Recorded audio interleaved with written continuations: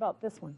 Well, the point I make is that we have no idea what the long-term consequences of these genetic manipulations will be on the public. This experimental process does not have any guarantee of safety.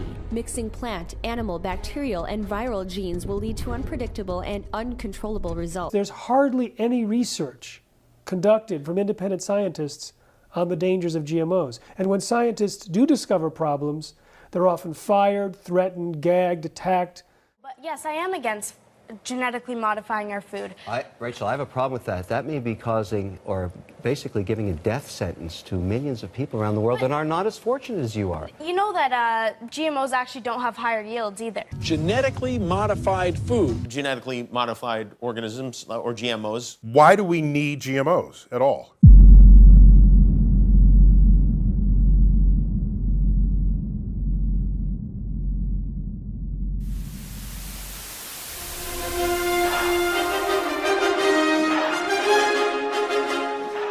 First, let us explain what a GMO is. GMOs, or genetically modified organisms, were originally created in the early 1980s by Monsanto Corporation.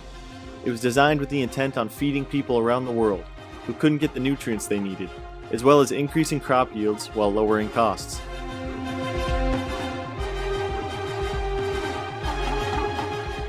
The truth is that GMOs aren't a monster created by mad scientists. And without them, the world would be quite a lot different.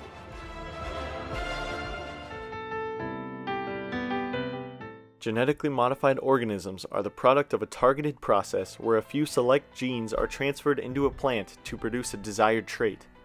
When scientists create a genetically modified plant, the process begins by identifying a desired trait. That trait may be resistance to an insect, or the ability to tolerate drought conditions. Scientists look for those genes in nature by seeking other organisms, including other plants and microbes, which exhibit the trait they want to express in a genetically modified plant. Once they have identified a trait and isolated the specific gene or genes that control the trait, they then transfer the desired gene into a crop plant. In 2015, 92% of corn, 94% of soybeans, and 94% of cotton produced in the U.S. were genetically modified strains. The earliest rendition of the GMO approved for public use came in 1994. It was named the Flavor Saver tomato. This was a modified tomato, inserted with an antisense gene to prevent it from ripening right away. Now we have things such as corn resistant to pesticides and insects. Take a look at this corn. No blemishes, not a kernel out of place. Only in America, right? What makes these non-GMO products better? What makes them worth twice as much as supermarkets than GMO products? The term organic is used to describe crops grown without genetic modification and use of pesticides. But are these crops really better? Can you really tell the difference? To find out if we could see a difference, we bought a GMO banana and an organic banana, left them sitting in the open for a week, and recorded the results. As you can see, the non-GMO banana became brown while the GMO banana stayed the same, though the organic banana costed 30 cents more at the grocery store. The versatility of genetically modifying food is almost unmatchable. In the past 20 years since the introduction of GMOs, crop yields have increased greatly, in some cases up to 100%, and with little downsides.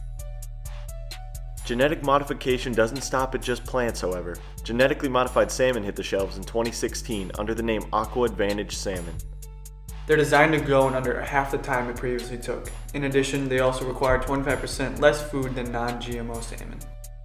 This seems revolutionary, almost science fiction, but it was actually created in 1989, but was not approved for the public until 2016. This is due to the hundreds of tests done over 27 years, run by the USDA, FDA, and EPA, as well as many independent studies done to guarantee the safety of the salmon to the public.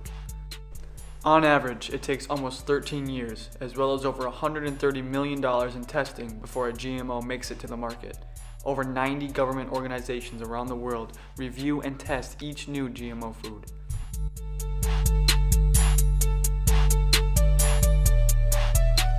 In order to clarify our info, we interviewed Tom Slenica from Minnesota Soybean.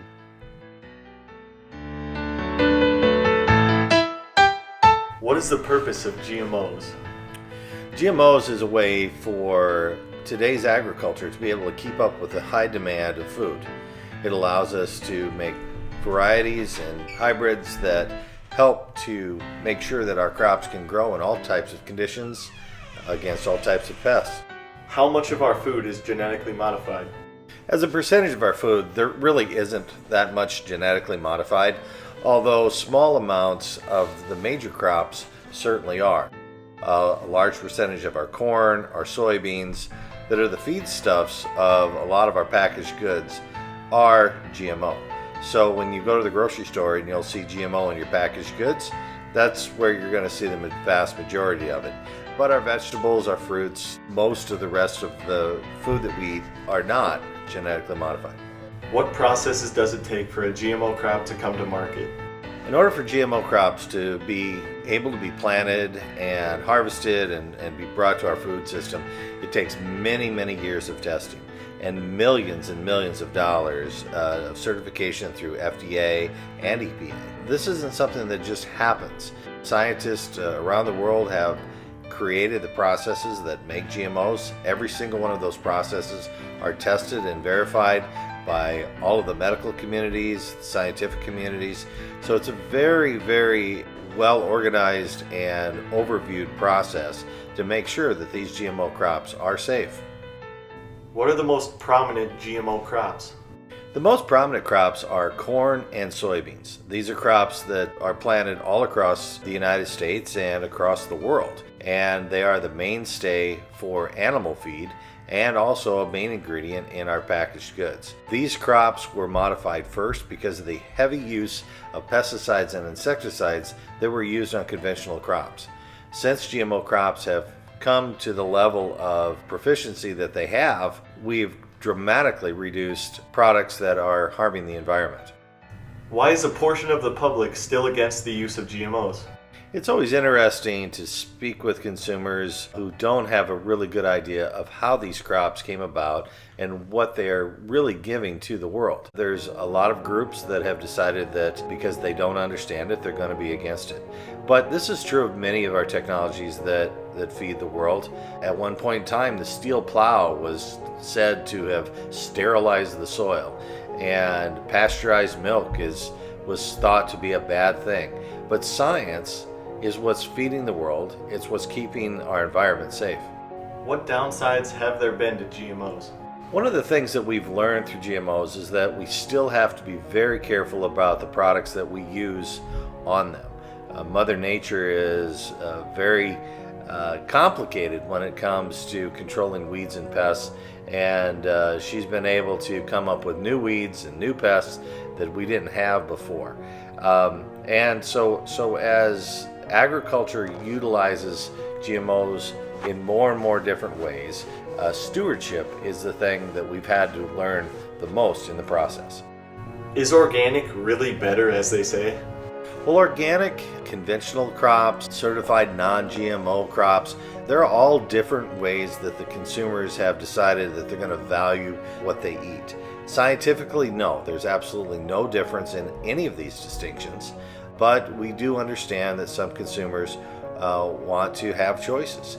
You know, seedless watermelon came about because of advanced breeding. Most people aren't afraid of a seedless watermelon.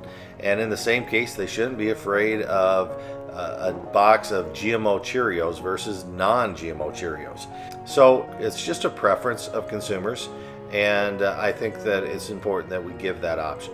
Can we feed the world without GMOs? With the population of the world growing at an exponential rate, we really believe that it's not possible to continue to feed the world without GMO crops. GMO crops are going to do more in the future than just reduce our use of pesticides and insecticides. It's going to enable us to have crops that use less water. It can be planted in drouthier areas. GMOs in the future in gene editing is what's going to be able for us to feed the world without totally ruining the environment in the process. Scientific advancement often brings new problems. The main problems springing from the use of GMO crops are due to the overuse of herbicides by the farmers. The GM crops are now fully resistant to the herbicides, so farmers often use more because they don't have to worry about killing the crops. But this can lead to other environmental problems, such as superweeds. Superweeds are weeds growing resistance to herbicides. but they otherwise do not differ from normal weeds. This is not a direct cause of GMOs, as it is more of a cause of overuse of herbicide. This goes the same for other problems created from herbicides, such as runoff into water sources and hurting animal species. GM foods will not be determined safe if they are not at least 100% as safe as their non-GM counterparts. So why are there activists fighting against the production of GMOs? The main argument is that we do not know what these products might do. There may be a long-term effect we haven't discovered, and modifying more and more products only increases the possibility of that. When there's a chance of a negative effect with something such as our food, it only makes sense for people to be against it. But odds are, GMO crops already make up most of your diet. The simple truth is that organic foods, such as the bananas we ate, are produced in lower yields and don't stay fresh nearly as long. We wouldn't have food such as strawberries year-round. We cannot continue to feed the world at its rate of growth with only organic foods. As of 2017, less than 2% of the population is farmers. 2% feeding 100% of the world. And with GM crops, this number continues to drop.